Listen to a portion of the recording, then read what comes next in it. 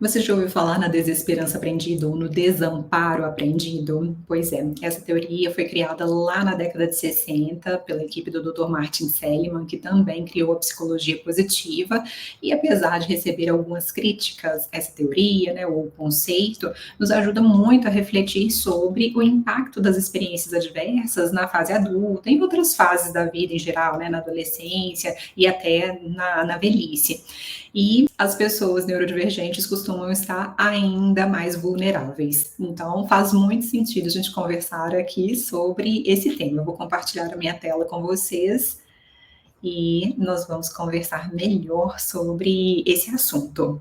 Bom, como eu disse, em 1967, o Dr. Martin Seligman, junto com o seu colega Stephen Meyer, eles criaram um experimento com cães. E eu vou compartilhar aqui a história com vocês, mas eu sei que esse experimento ele pode afetar muitos de vocês, assim como me afeta, porque esses experimentos com bichinhos, né, são muito tristes, e no caso eles usavam eletricidade, um choque, que é uma espécie de TENS, aquele equipamento que a gente utiliza justamente para tratar dor, mas no ser humano, como existe uma consciência, a pessoa sabe que vai passar por esse processo, que é um pouco incômodo, dolorido no início, mas para ter um efeito benéfico ao final de alguns minutos. E no caso dos bichinhos não é assim, né? Eles sentem um incômodo e não sabem que aquilo vai passar. Infelizmente, hoje, provavelmente, os comitês de ética não aprovariam esse estudo, mas sim, esses experimentos, eles estão na base da nossa compreensão sobre o desamparo aprendido, que ocorre, pode acontecer com animais, com os seres humanos, como eu disse, né, as pessoas neurodivergentes, autistas, estão mais vulneráveis ainda, porque são pessoas sensíveis, e por isso nós vamos conversar aqui sobre a história e descobrir, né, como é possível também se libertar dessas amarras imaginárias. E aqui no caso, os pesquisadores, eles basicamente, né, separaram os cães em 3 grupos diferentes. Então, no primeiro grupo, os bichinhos, né, os cães, eles foram enjaulados, né, eles foram mantidos em uma caixinha e apenas aguardaram um pouco antes de serem liberados. Então, depois de alguns minutos, eles eram soltos. E esse era o grupo controle. O segundo grupo também ficou numa casinha fechada, só que o piso era eletrificado e quando eles apertavam um botão, quando eles finalmente, né, conseguiam observar que tinha um botãozinho vermelho ali e apertar com o focinho, esse choque era desligado. Então, rapidamente eles ficavam livres do desconforto, né, assim que eles descobriam esse recurso. E finalmente o terceiro grupo de cães foi exposto aos choques, mas não tinha como desligar essa eletricidade, não tinha como deter o incômodo. Então, eles basicamente não tinham acesso ao botão ou estavam presos e não conseguiam encostar o focinho nesse botãozinho vermelho. Por isso, eles ficavam, né, sentindo aquele incômodo por mais tempo e não conseguiam sair do ambiente. Resultado, eles ficavam confusos, choravam, latiam, gritavam, se debatiam e, por fim, acabavam resignados, aceitando aquele desconforto em silêncio. E daí, em uma segunda fase do experimento, os 3 grupos também eram expostos à mesma situação. Eles eram confinados em uma caixa com um choque de um lado, né, com eletricidade no piso de um lado, e do outro não. Sendo que a barreira, né, entre o desconforto e o conforto se reduzia basicamente a um muro pequeno, né, baixinho, facilmente transponível. E o que aconteceu nesse caso? Bom, o primeiro e o segundo grupo de cães que aprenderam a evitar o desconforto, aprenderam que a sua ação tinha efeito, tinha poder, rapidamente pularam o murinho que separava os dois lados, né, o lado eletrificado do não eletrificado, e buscaram conforto. Eles aprenderam que eles podiam fazer isso.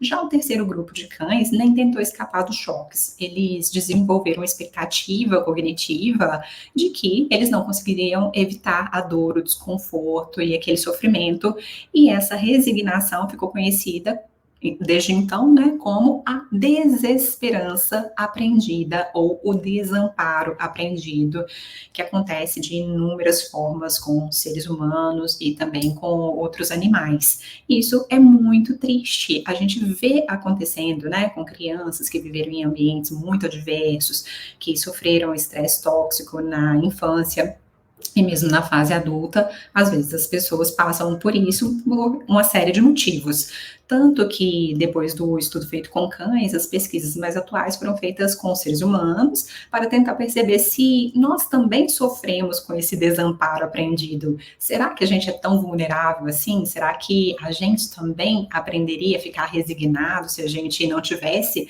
a opção de ter uma atitude efetiva para nos livrar, né, de um sofrimento, de um desconforto?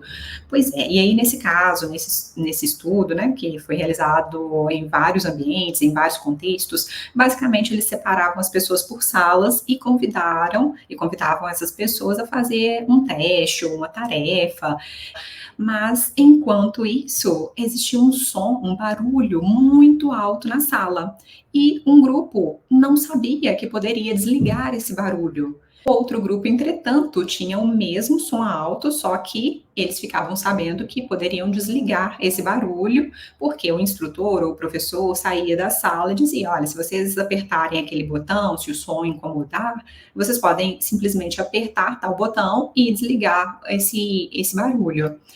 E o fato deles terem desligado ou não terem desligado foi simplesmente irrelevante, porque só de saber que eles poderiam ter essa atitude, que eles poderiam ter essa autonomia, já fez toda a diferença nos resultados. Porque quando os pesquisadores olhavam para a tarefa, as pessoas que sabiam que tinham o poder de desligar o barulho, mesmo que elas tivessem deixado esse som ligado, elas fizeram as atividades muito melhor do que as que não sabiam ou que não podiam realmente desligar o barulho.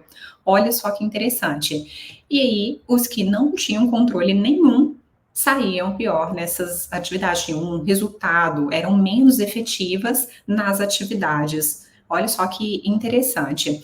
E você já deve ter ouvido falar também sobre o jeito que os circos mantinham os elefantes presos, né? Porque são animais enormes, extremamente fortes, e aí você via o elefante preso apenas por uma estaca pequenininha do lado de fora do circo. As pessoas se questionavam, né? Como isso é possível? Bom, simplesmente eles prendiam o pezinho do elefante, ainda bebê, é uma estaca, e como o elefante não conseguia se livrar da corda, o bichinho também aprendia a desesperança e ficava resignado, quietinho ali, às vezes ficava ao lado da mãe, né? Mas aprendia que ele não tinha força o suficiente para se livrar daquela estaca, que quando era pequenininho realmente o prendia. Mas depois, já na fase adulta, mesmo tendo força suficiente para romper aquela corda, a estaca e levar todo o circo com ele, o bichinho não fazia, né? Ele tinha força para isso, mas sempre ficava quietinho e sentia que o seu pé, né, estava preso e que ele não teria a chance, nem tentava, né, na verdade, se livrar. Um outro exemplo é o dos relacionamentos tóxicos, relacionamentos abusivos, porque às vezes a pessoa é tão invalidada no início do relacionamento, né, em um romance, que ela passa a não acreditar na sua capacidade de ser livre, de ser independente, de fazer escolhas. E aí, nesse caso, mesmo estando com as portas abertas, né, não tem ninguém prendendo de verdade, ela não está algemada, a pessoa se mantém naquela prisão. Quem está à sua volta, às vezes, questiona, né? Ah, mas essa pessoa parece tão inteligente, está nesse relacionamento que parece tóxico, em que a pessoa não a valoriza e, né, percebe toda a estranheza, mas aquela pessoa que viveu a invalidação, ela às vezes não consegue se livrar. As portas estão abertas, mas ela está se sentindo enjaulada. E quando a criança cresce em um ambiente invalidante, isso também tende a acontecer. Porque mesmo que a pessoa seja talentosa, saiba tomar decisões, quando ela já é adulta, ela às vezes simplesmente não acredita em si mesma e fica vulnerável aos relacionamentos abusivos, aqueles relacionamentos, né, que aprisionam a pessoa, aprisionam a mente da pessoa, porque a pessoa pode se sentir muito dependente e ter um senso de autoeficácia muito baixo. E, mais uma vez, as pessoas autistas, elas tendem a ficar mais vulneráveis, porque às vezes são ingênuas, não percebem os sinais, né, das pistas sociais, os sinais de perigo, e aí podem se envolver com esse tipo de pessoa. E se ela teve esse ambiente desfavorável na infância, ela aprende que ela precisa ficar ali, que ela precisa ouvir os gritos, que ela precisa se manter quieta enquanto o outro faz todo aquele drama. E isso é muito triste. Às vezes é até difícil distinguir também as sequelas do estresse pós-traumático, né, do estresse tóxico na infância, do próprio autismo. E os estudos mostram que muitas vezes esses dois pontos vêm atrelados, porque a criança é mais sensível, então se ela tem um ambiente que não é excessivamente tóxico, mas em que as pessoas às vezes têm um problema de saúde mental, que não têm a regulação emocional, que não a ensinam a regular as suas próprias emoções, isso talvez não seja traumático para os irmãos, mas para essa criança neurodivergente, ou autista, isso é bastante traumático e a pessoa não entende depois, porque ela tem seus talentos, tem suas competências, mas não consegue executar, tem receio de se apresentar e tudo, apresentar o seu trabalho, e isso realmente acontece, né? Nós escutamos esses casos todos os dias no nosso consultório e vimos também na internet as pessoas que compartilham as histórias. Aqui mesmo na comunidade, vocês contam como isso influencia, como afeta e às vezes aprisiona a pessoa nesse espaço de desesperança, de desamparo. Por isso, as pessoas autistas são mais vulneráveis à depressão, à ansiedade e outros transtornos mentais. E aí, o que fazer? Vocês sabem que eu não gosto de trazer o problema aqui sem as soluções. E o próprio Seligman, depois, na década de 70 e 80, ele foi fazendo outros estudos que mostravam que aqueles mesmos cãezinhos que aprenderam a ter desesperança, que ficaram resignados, se eles tivessem um amparo, às vezes os cientistas precisavam carregar no colo mesmo, né, para tirá-los daquele espaço de desconforto, do choque. E depois eles usaram outros tipos de estratégia para fazer um retreinamento de alta eficácia, de otimismo, né? Algumas pessoas ficam incomodadas com essa palavra otimismo, porque parece que nós estamos usando lentes cor-de-rosa, estamos vivendo no mundo dos unicórnios, mas não é bem isso.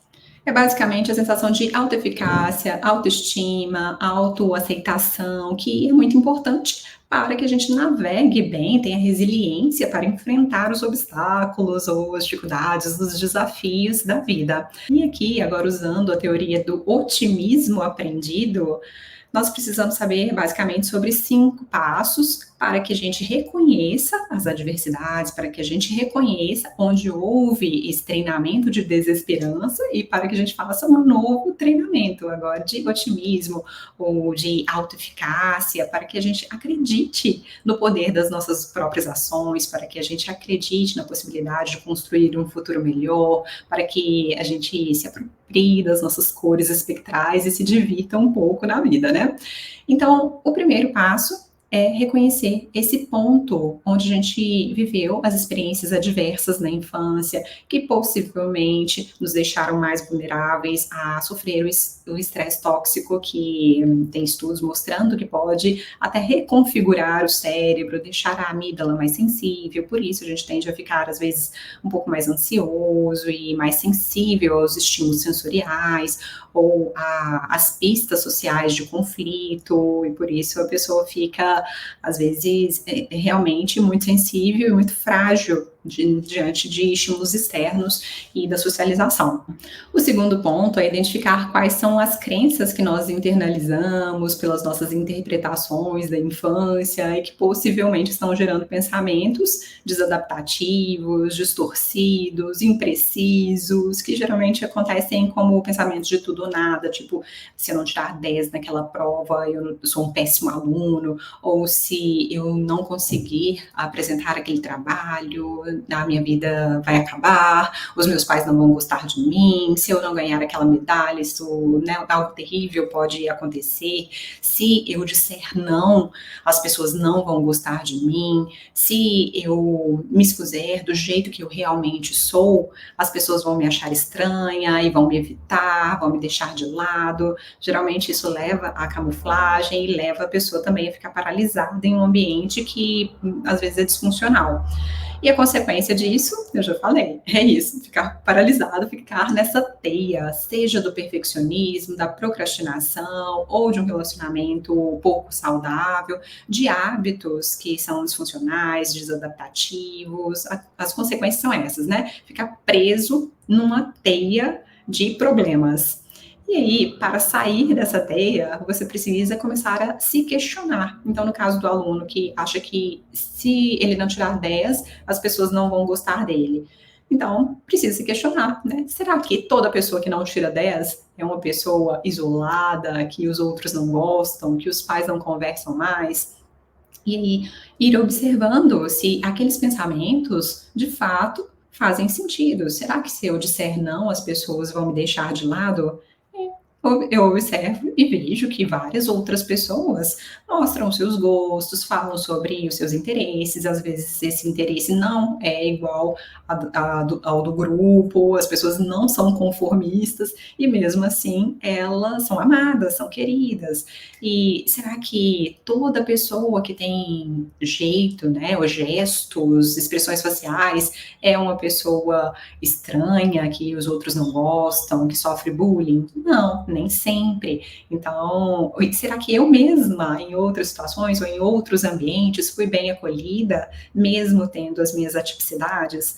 Então, para flexibilizar o pensamento, é importante fazer esse raciocínio científico, buscar evidências para as minhas crenças inflexíveis, e aí, quando não existem evidências, simplesmente nós vamos entrar nessa fase de energizar, que é aproveitar a vida, usar as suas características da forma mais leve possível, testar as suas habilidades, mesmo que, né, você não tenha controle sobre tudo, sobre todos os resultados, mesmo que você esteja exposto ao erro, ao julgamento, a críticas e tudo, se aquilo faz sentido, se faz sentido escrever uma redação, fazer uma obra de arte, ou entrar no jogo, fazer uma faculdade, entrar num novo curso, ou falar em público, que muitas pessoas às vezes querem e podem fazer isso porque tem muito conteúdo.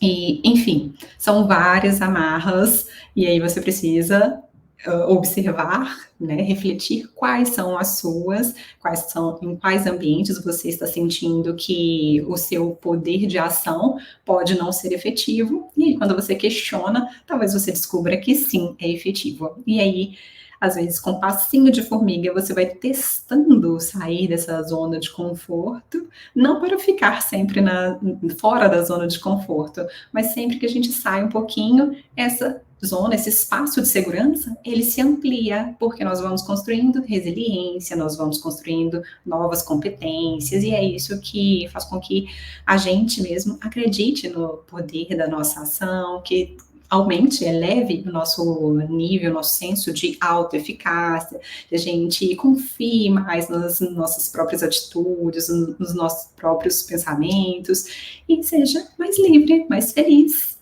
E agora, como sempre, deixe aqui nos comentários as suas reflexões e complemente a nossa discussão com os tópicos que eu não abordei no vídeo.